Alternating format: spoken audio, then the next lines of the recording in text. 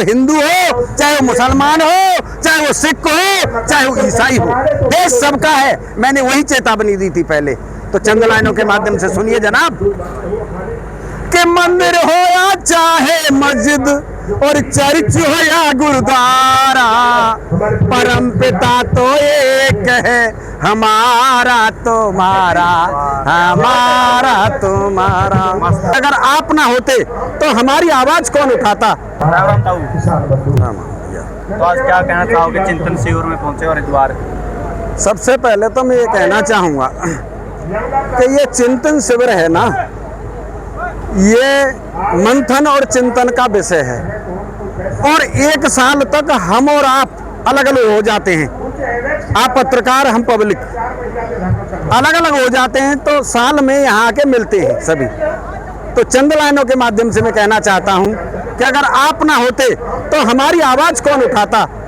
अगर हम न होते तो आवाज आप किसकी उठाते? कि अगर न मिलते इस जीवन में, पत्रकार महोदय, अगर न मिलते इस जीवन में, लेते जन्म दोबारा, जन्म जन्म का साथ है हमारा तुम्हारा, हमारा तुम्हारा। ये तो फिल्मी दुनिया वालों की लाइन है, मेरी लाइन सुनिए आप। कि मंदिर एक चीज है कि ये तेरा है, ये तेरा है, न ये मेरा है, ये हिंदुस्तान सबका है। और नहीं समझी गई ये बात तो नुकसान सबका है। यूं तो चुपके से नदियां मिल जाती हैं सागर में, महासागर बनाने में योगदान सबका है।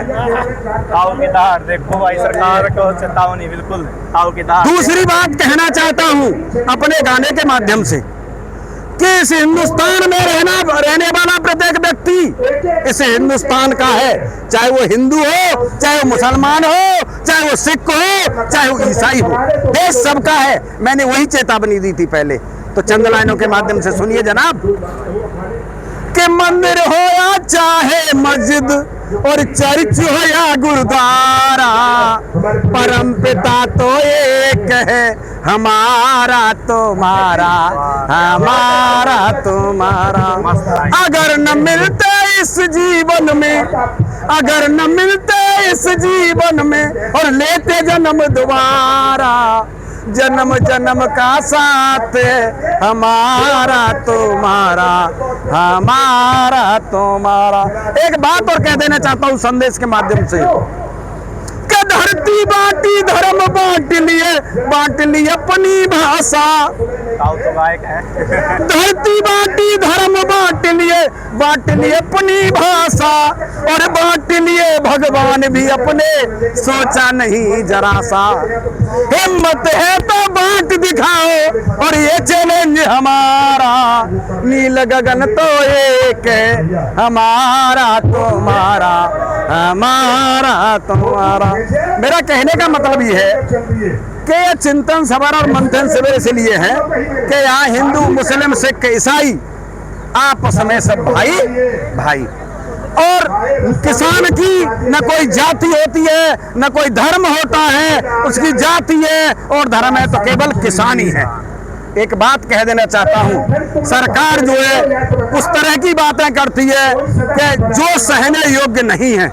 एक हमारी जो ब्याह शादी होते हैं उनमें चंद लाइन आया करती थी कि बहारो फूल बरसाओ मेरा महबूब आया है।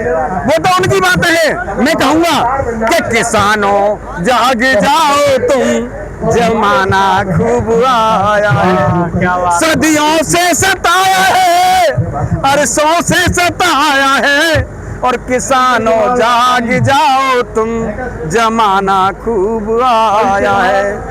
और क्या है कि बड़े ओहदे पर जो बैठा, मेरे देश में करप्शन बहुत है, भ्रष्टाचार बहुत है, और किसानों को उसी से दबाया जाता है।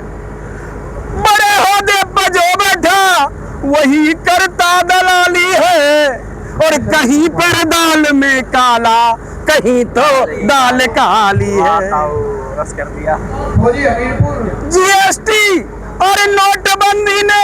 घना ही सताया है, और किसानों जाग जाओ तुम, जमाना खूब आया है। तो हमें जागना पड़ेगा, और ये जागने के लिए ही चिंतन और मंथन शिविर है। ताऊ ये बताओ, जो बोलो। भारत में कहाँ से किसान पहुँच रहे हैं? लीजिए, भारत में कहाँ से किसान पहुँच रहे हैं और उनके लिए क्या व्यवस्था की गई है? यहाँ पूरे भारत से, प्रत्येक प्रदेश से आए हुए किसान हैं। और दूसरी चीज उनके लिए व्यवस्था की बात यह है कि ये किसान जब पूरे देश को खिलाता है तो अपने भाइयों को क्यों नहीं खिलाएगा।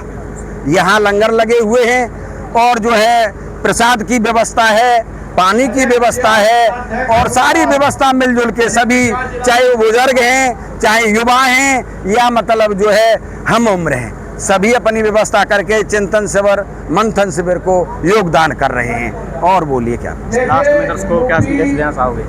मैं यही संदेश देना चाहूंगा लास्ट में कि कभी भी